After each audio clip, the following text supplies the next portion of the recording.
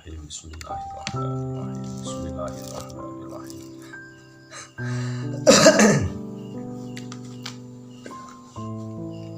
Bismillahirrahmanirrahim. Wa an Abi Yahya Husain bin Khudair radhiyallahu anhu anna rajulan minal ansar qala anna rajulan sak temene wong lanang minal ansar saking golongan ansar sahabat ansar qala ngendika sinten rajul minal ansar ya Rasulullah, ya Rasulullah, ala tastamiluni, ya mugi, ala tasmu kenapa mboten dadosaken jenengan ing ingsun kama stamalta, kama perkara istamalta kang ginakaken panjenengan fulanan ing fulan, faqala ngendika panjenengan innakum satemene sira kabeh satalquna iku bakal ketemu sira kabeh bangdi ing dalam sawise ingsun atarotan ing wong sing milih bondo donya utawa mungkin menang awake dhewe. Wasbiru mongko becik sabar kabeh hatta talquni sehingga ketemu sira kabeh ing ingsun Allah khudi ing atase telaga muttafaqun alaih. Usaid bin Hamzah wa Usaid biha muhammalah madmumatin wadud musyamah maftuhatin wallahu a'lam. Wa an Abi Ibrahim ya sampun ya wis ibu dhisik. Bismillahirrahmanirrahim. Jadi kalau pemahamanku ya, jadi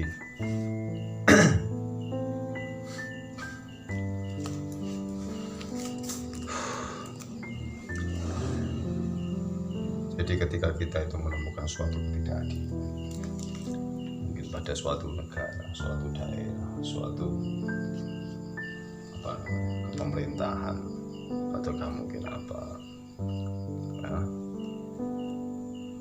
ini kan ada pelajaran sedikit anna rajulan min ansor. Jadi di sini kan ada pelajaran, ya Rasulullah, kenapa engkau tidak menggunakanku seperti engkau menggunakan si fulan pekerjakan ya.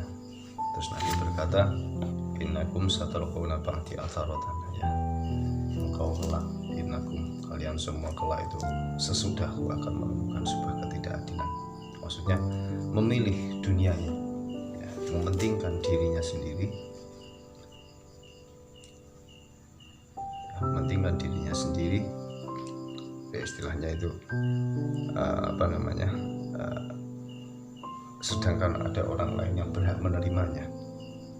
Nah, jika sudah menemui itu innakum satalquna, besok itu kamu setelahku akan menemukan posisi-posisi keadaan seperti itu.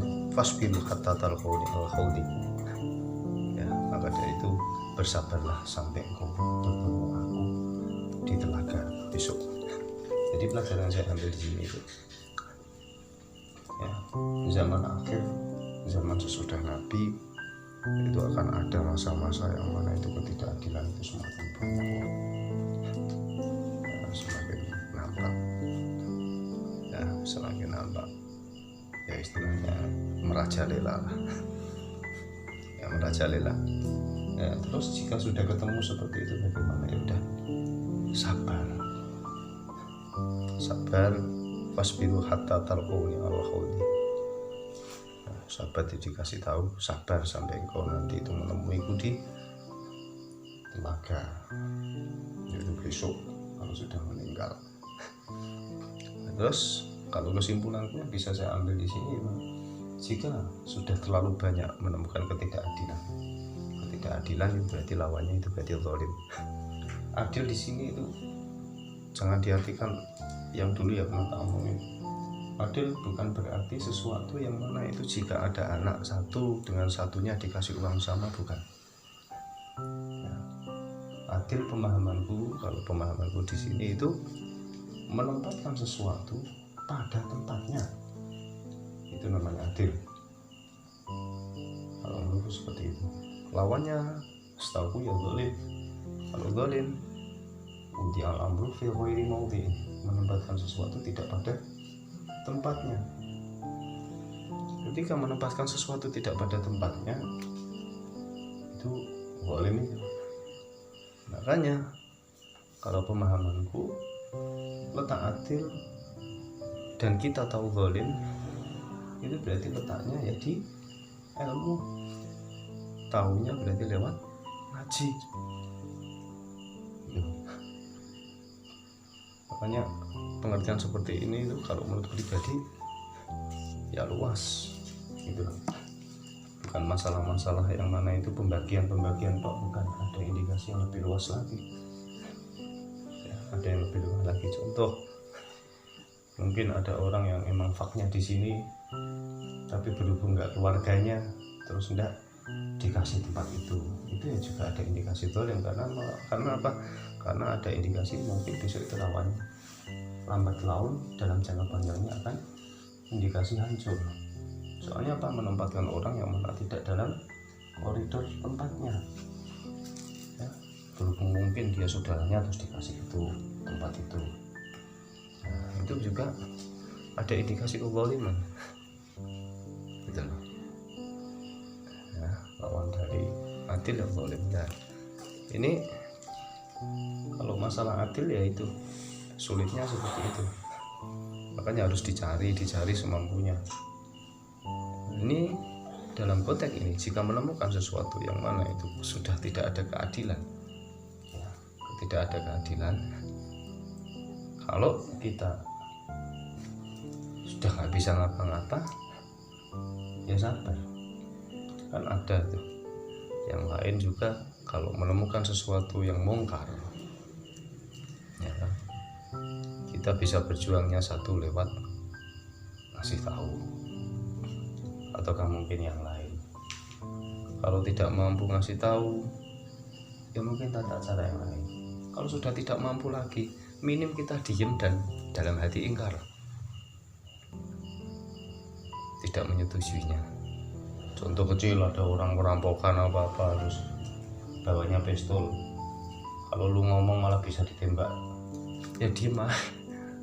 Kalau emang lu berani ya nggak apa-apa, silakan, tapi risikonya ya nanti disolati orang banyak ya, maksudnya seperti itu. Lalu pemahamanku seperti itu ya, makanya emang harus sabar. Ini kan masih menerangkan bab sabar juga ya, bab sabar juga ya. Ini repotnya seperti itu. Makanya kadang itu ada sesuatu yang unik ya, mungkin dalam kehidupan itu kadang kan seperti ini. Ada orang berdoa, ya Allah semoga aku jadi orang yang kuat, ya Allah semoga aku jadi orang yang sabar. Nah terus apakah Allah itu terus ngasihnya itu terus lu nggak dapat masalah gitu? Enggak, kadang itu tidak seperti itu. Ketika lu meminta sesuatu itu kadang Allah itu secara berjalannya itu malah ngasih sesuatu yang mana itu ujung-ujungnya lu menjadikan sabar dan kuat gitu. Nah, seperti itu ya. Contoh lah yang paling enak itu seperti ini, ya Allah saya minta anak seperti ini sebenarnya. Secara umum apakah terus dikasih anak gitu? Kan enggak. Prosesnya nanti lu mungkin nanti ketemu jodohnya terus baru punya anak. Ada runtutan seperti itu ya, ada runtutan seperti itu. Makanya ya Allah jadikanlah aku yang tambah baik, ya Allah jadikanlah aku yang tambah sabar, ya Allah jadikanlah aku yang tambah kuat, ya kan, mintanya seperti itu ya. Nanti biasanya dapat masalah yang mana identiknya lu tambah sabar, lu tambah kuat, lu tambah baik. Paham ya?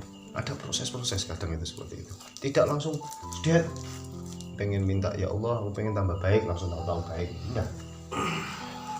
Biasanya Allah itu langsung mengarahkan ya, biasanya seperti itu.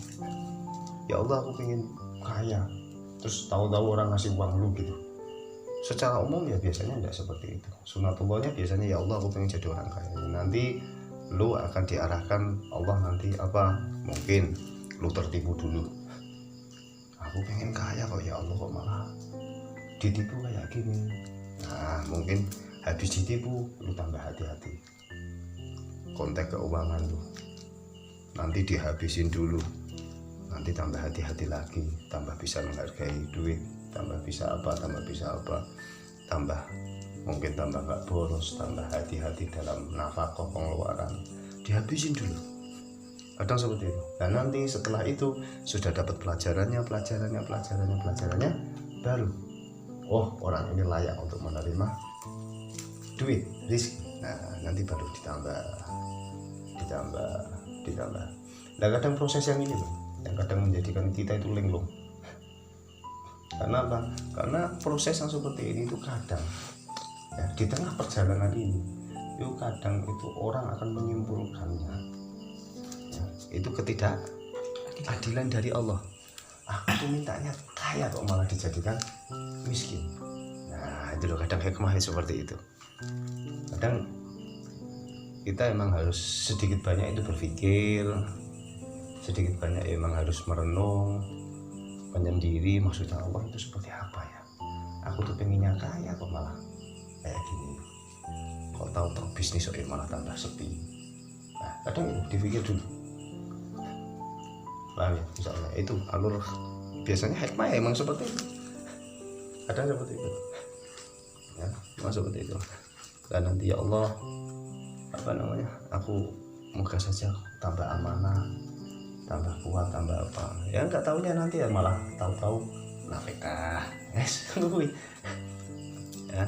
Soalnya apa, kalau aku pahami ya, kullu muyassarun lima khuliqa, segala sesuatu itu nanti arahnya ya, itu nanti digampangkan itu menuju sesuatu tersebut. Contoh yang paling enak, Nabi itu termasuk pemimpin unggul ya, Sayyidul Anbiya ya, termasuk Nabi yang sukses, membawa nama besar Islam ya, perjuangannya sampai diakui ya kan. Tapi jika dipahami lagi, Allah menyiapkannya bagaimana, mulai dari kecil Nabi itu susah ya kan, susah ya kan, sudah yatim, habis itu apa, masih kecil, terus ibunya juga meninggal piatu, kan dididik Allah terus, itu disiapkan Allah terus. Jadi kadang alur seseorang itu biasanya mau kemana, itu biasanya Allah menyiapkan gitu. Makanya sebaliknya orang akan jadi hancur ya, sebaliknya biasanya itu jalannya itu bagaimana, sak penake ya kan, sak penake engko terus bari apa bar sak penake engko tetep Allah rahmat rek biasanya, engko terus delalah ada hidayah atau mungkin ada sarana-sarana dia itu dapat hidayah. Tapi memang Allah kok kalau emang menghendaki orang tersebut akan hancur, seandainya dilebur hidayah malah dimentahno. Soalnya Allah tetap rahmat. Ketika Allah tetap rahmat itu keyakinanku ya, setiap orang saelek-elek insyaallah ya, aku berusaha sing tak lebokno ning atiku. Saelek-elek tetap Allah berusaha ngasih kesempatan orang tersebut untuk balik, untuk kembali padanya. Tetap di tengah perjalanan itu nanti ditemukan orang yang mana itu menarik ataukah memberi kesempatan untuk mendapatkan hidayah. Tapi yang tergantung nanti kullu muyassarun itu lima khuliqa. Memang Allah menghendaki orang tersebut itu nanti akan indikasi dapat hidayah ya, sak delalah secara kebetulan nanti dia akan mikir gitu. Sebaliknya kalau memang ada indikasi rusak ya, sebaliknya mungkin dia malah menghancurkan ya, enggak seperti itu. Walaupun kalau secara hakikatnya semua tetap dari Allah, tapi kalau secara logika umum seperti itu setahu saya. Makanya pinter-pinteran kita itu meraba perjalanan hidup kita, kira-kira maksudnya Allah itu apa ya, Allah ini nanti kira-kira menghendaki aku seperti apa ya. Yuk diraba, digoleki sak mampu-mampune. ya. Makanya ketika ono wong kok sandelala emang dikehendaki sugih, penak ya, bukan hanya sebatas sugih, penak. Kan sudah kemarin udah ngomong ya, kalau kuat terhina, biasanya orang kuat terhina diajak orang kuat itu biasanya insya Allah lambat laun, jika memang dia kuat dan kreatif, insya Allah dia kuat mulia. Kuat mulia secara kasat mata ya, tapi bukan berarti enak orangnya ya, bukan berarti dia itu nyaman, bukan. Ini hanya sebatas zahirnya yang mulia. Tapi kalau ada indikasi dia itu zahirnya mulia dan enak, istilahnya tentram, banyak syukurnya, biasanya dia itu waktu dulu ya itu hidupnya ya hina dan sakdelala kepenaan, orangnya enakan gitu loh.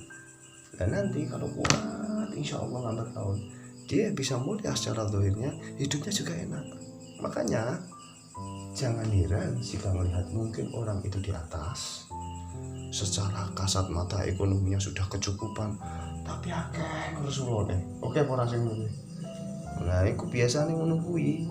Mungkin nih pas wayane ngisor atau mungkin apa, dia kurang begitu enakan sama sekitarnya, sama teman-temannya atau mungkin apa. Karena apa? Karena kehidupan itu pasti ada sebab akibat. Ya ada lah, sebab akibat itu ada. Gitu loh. Makanya kalau emang lu istilahnya kok susahnya nampak, kalau kuat insya Allah lambat laun mulianya juga nampak. Ya, kalau susahnya enggak begitu nampak, ya biasanya ya tetap di atas, tetap kalau emang kuat. Cuma ya sederhana, kan orangnya tipikalnya enggak begitu banyak mengeluh juga, istilahnya seperti itu ya. Mungkin nanti ketika di atas ya dia cenderung tenang, nyantai gitu. Makanya ciri-ciri orang biasanya seperti itu. Wong kok akeh ngeluh pas orang pas terburuk, biasanya kok pas ning dhuwur biasanya akeh pola umum ya, makanya nanti dilihat ya. Jadi seseorang itu kemarin tak omongnya itu sebagian dari kaum ya, maksudnya bagaimana kumpulnya seseorang itu biasanya itu termasuk ada indikasi orang tersebut itu golongannya secara umum. Makanya lu ciri orang kok pesantrennya tulen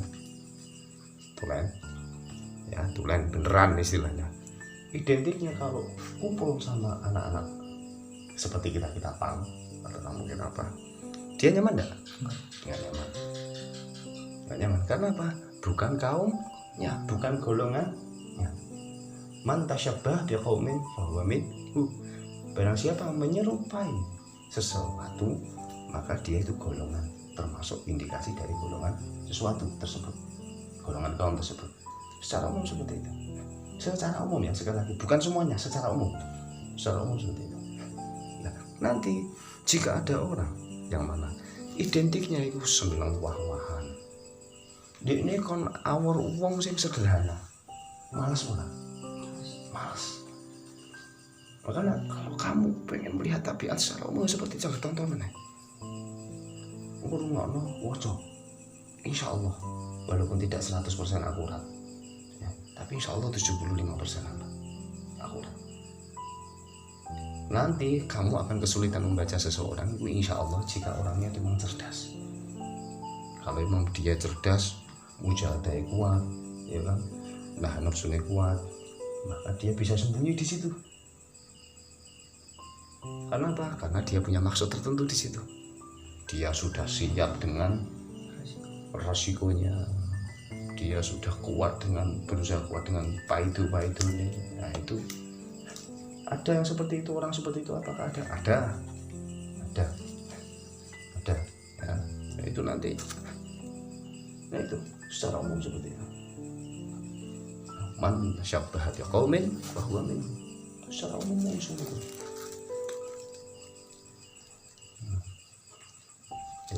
Wes kanca-kancane kene Jujur, dulu kita teman-teman kita itu berawal dari tato dikit ya, terus ada tato tambah kira-kira setelah nambah kok bagus ya, tambah sangat ya, pengen nambah enggak? Jujur ya, pengen nambah. Setelah lama kita sudah berusaha kesini, kadang udah sebaliknya enggak, malu juga ya, ngapain juga, bener enggak ya, tiwas tatonan ya, berbadannya malah lah anak glodak wedi. Iya tuh, tiwas tatone tato sangar ya tengkorak malah mak glodak wedi golek metune apa glodak semut ya. Nah itu manta siapa dia komen bahwa minhu di situ. Jadi kita kumpul di mana itu nanti akan mengalir apa namanya ya, ikatan yang mana itu bisa mempengaruhi.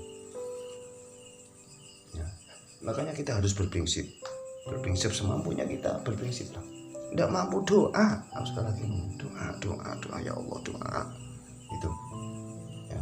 Biar bagaimanapun kita itu butuh yang namanya tangan Allah untuk merubah kita minta secara adab, secara akhlak ya Allah gitu, samampu-mampunya diakoni salah kene samampu-mampu ya kan, soal ora dijabahi, soal ora di apa jenenge, ora yang dikei lu ngopo lo repot biasa ora dikei ya ta, wis anggere sabar njaluk terus ya sing semangat ojo wong terbiasa ora dikei kok pusing ya kan.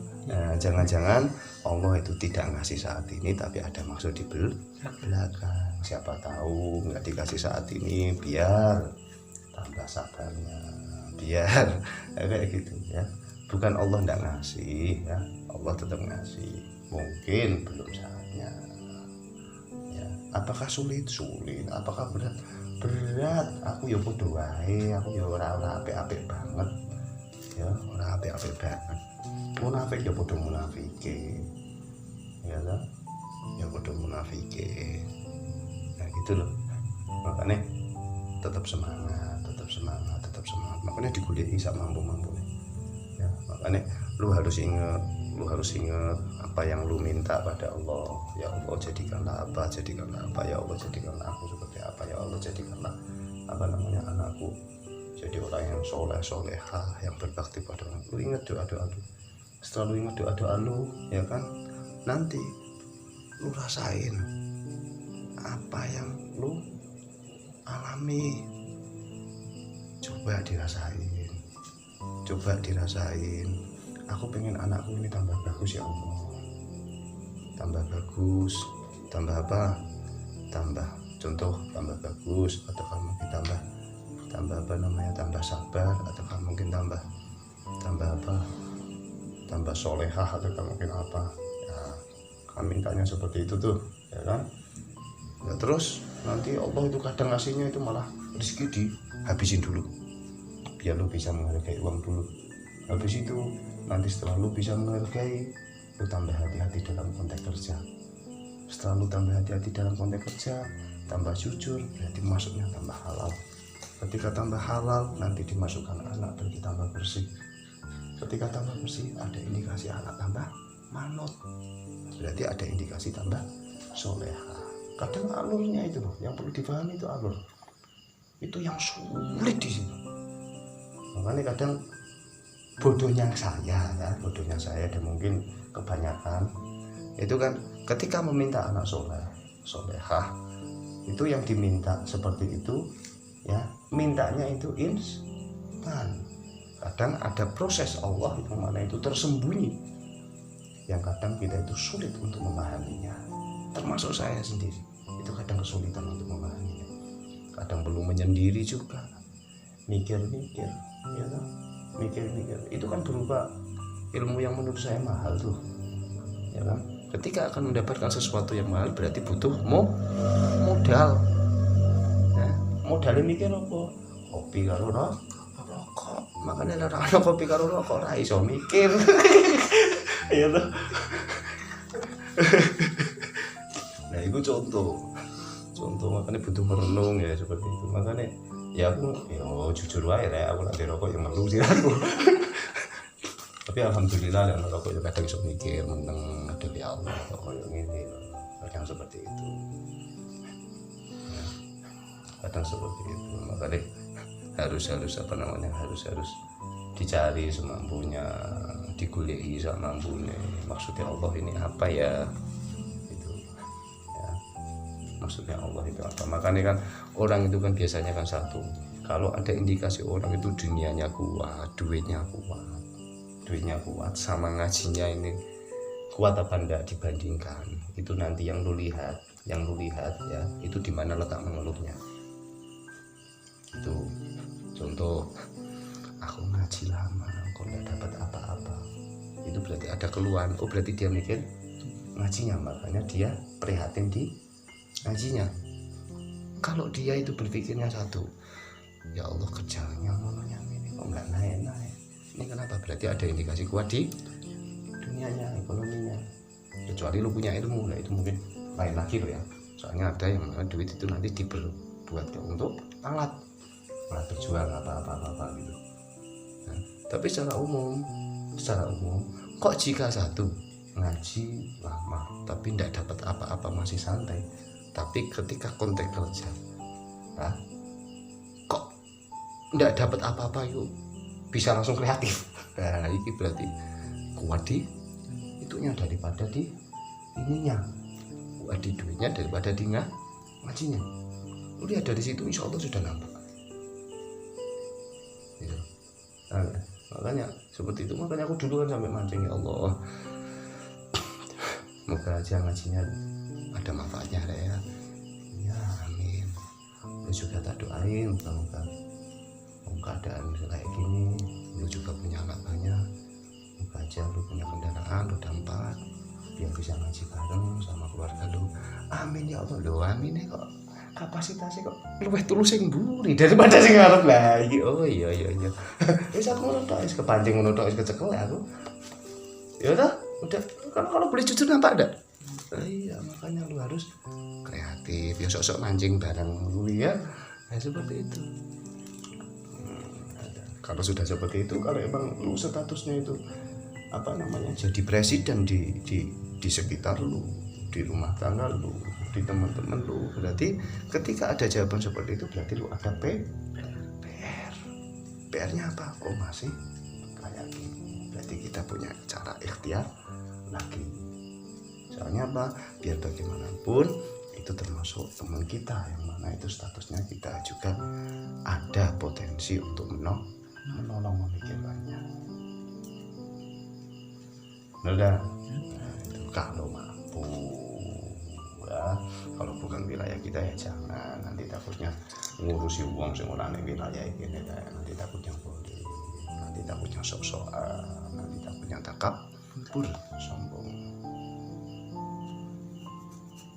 Begitu juga sebaliknya, kalau emang di wilayah kita kok nggak dipikirkan ya berarti zalim juga. Soalnya apa? Membiarkan sesuatu yang mana itu di wilayah kita tapi kita tidak mau mengurusinya.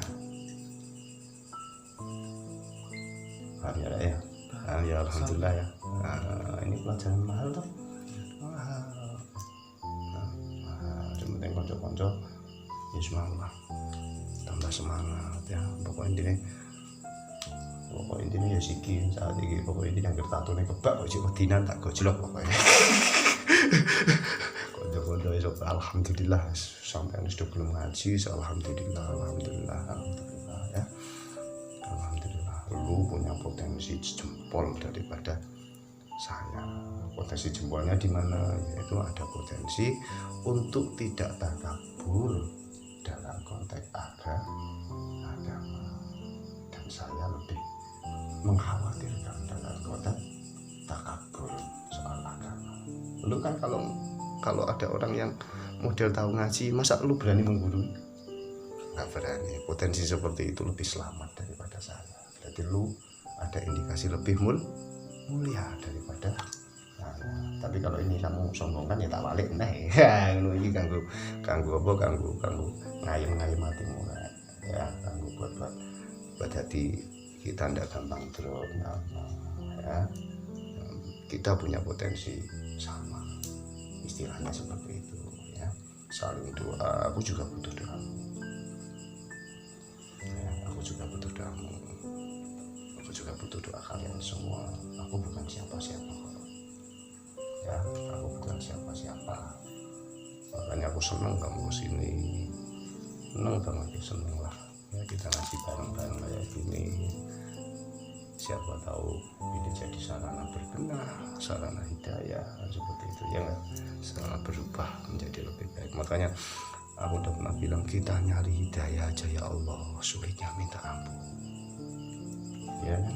Nyari hidayah biar hati Allah bener ya, ya Allah emang bener ya, rahmat Allah itu ada ya, itu baru hidayah, itu sulitnya minta ampun. Padahal hidayah itu level awal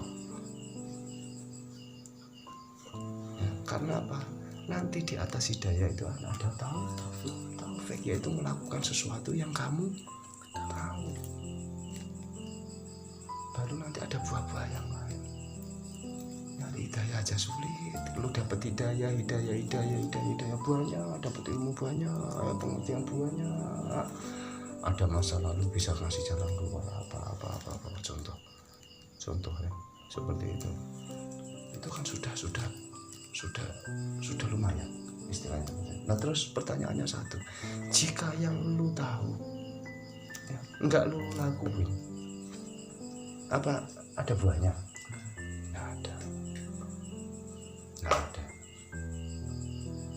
ada. Dari hidayah tersebut nanti dilakukan, nanti baru mendapatkan fadilah yang lain. Makanya ya seperti itu, man amila bima alima waratahullah ilma lam ya'lam. Barang siapa yang melakukan sesuatu yang mana ya, yang dia ketahui, nanti Allah akan menambah ilmu yang mana itu tidak kita sangka-sangka datangnya. Itu man amila bima alima waratahullah ilma lam ya'lam, di situ. Makanya ya siapa kudu kreatif terus lah, kudu kreatif terus. Sabar umumnya kudu digulai ya. Aku pribadi seperti itu. Kadang kita dapat masalah terus kita cari. Kadang itu bisa ya sedikit banyak bisa ngerem. Syukur-syukur nanti kalau sudah ketemu apa nanti bisa tersenyum, ya Allah benar juga ya, nanti baru bisa syukur seperti itu. Makanya perlu dicari.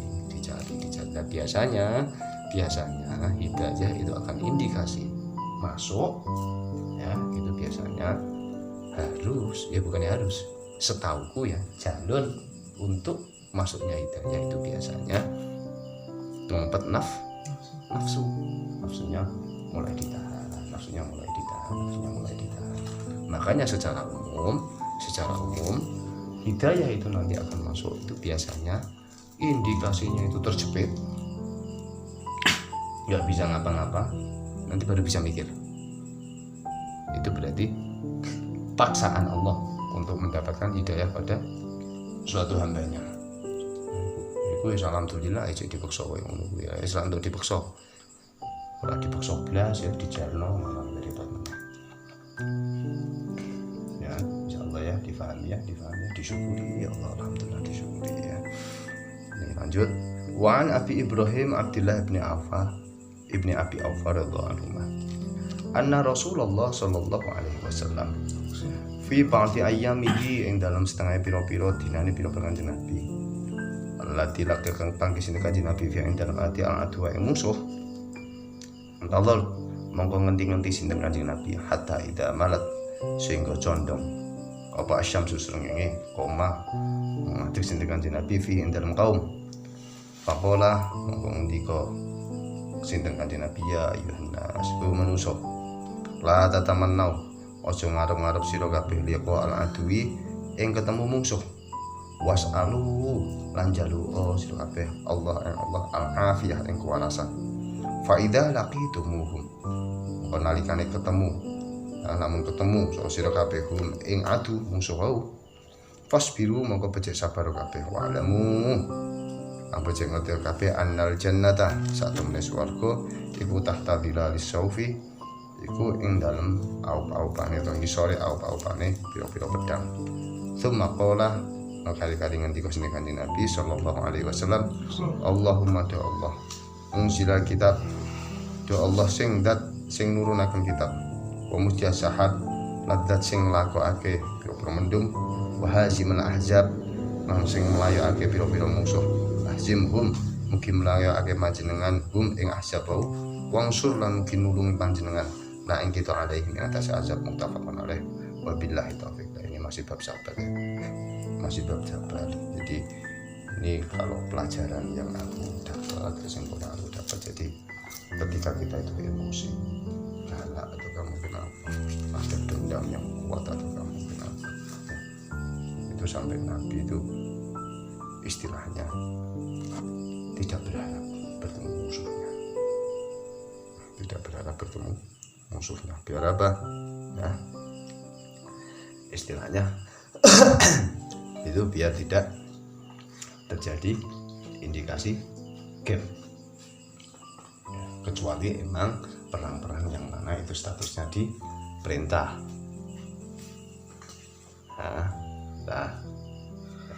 Jadi kalau emang kita itu ketemu ada musuh siapa ya, kita kan di sini kan teman-teman kita kan banyak teman-teman jalanan tuh ya kan, kalau ketemu mungkin punya dendam sama siapa ya, kalaupun dendam sampai ada indikasi berani sama beraninya ya, ya kalau bisa satu lah, kalau emang nggak kuat ngempet mending menghindar kalau bisa ya, berharap nggak ketemu aja dulu lah, nah gitu ya, seperti itu.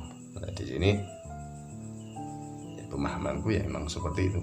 Jadi wantar hatta idza mati syams, jadi berusaha disabar-sabarkan untuk menghindari apa potensi-potensi terburuk ya, potensi-potensi terburuk itu.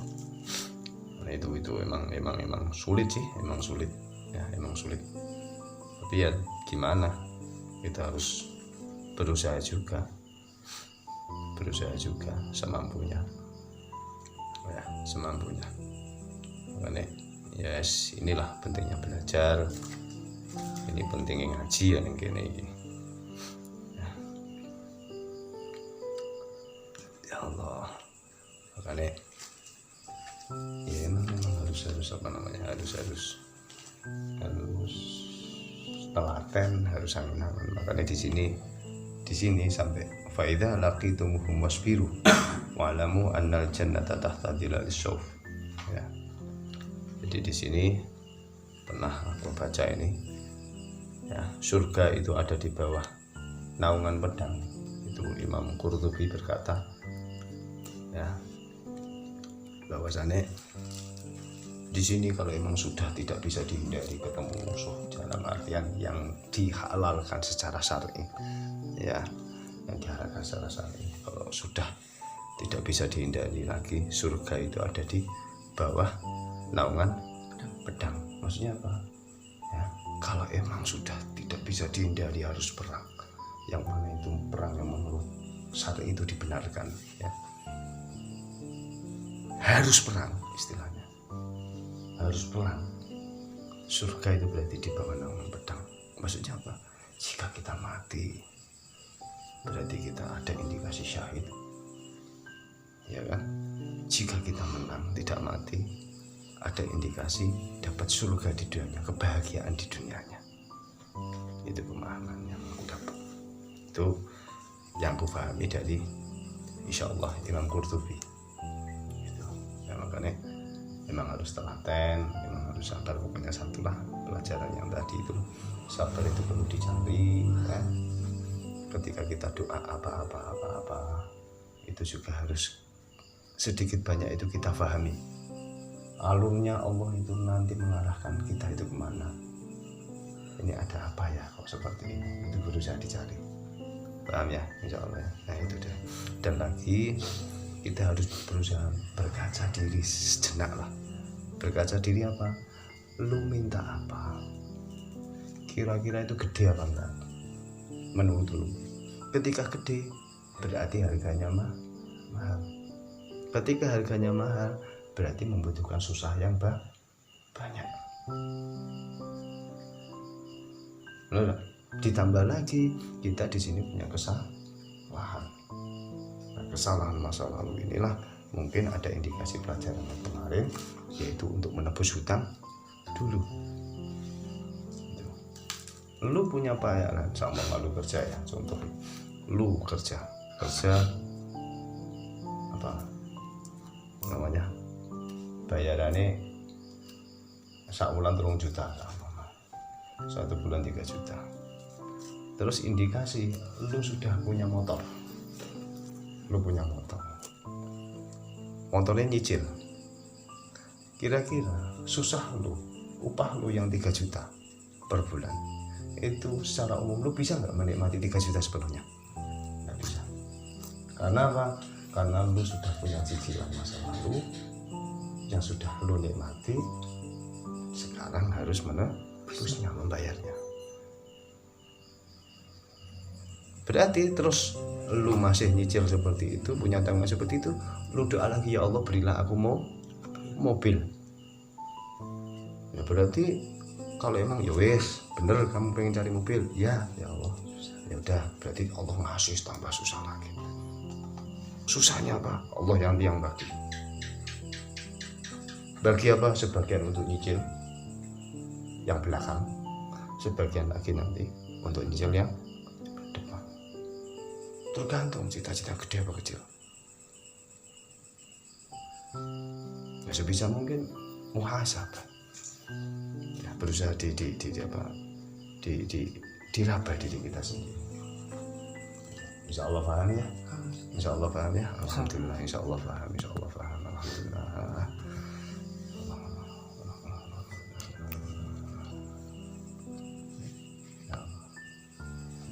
Al-Fatihah. Alhamdulillahirabbil alamin arrahmanir rahim maliki yaumiddin. Allahumma shalli wa sallim ala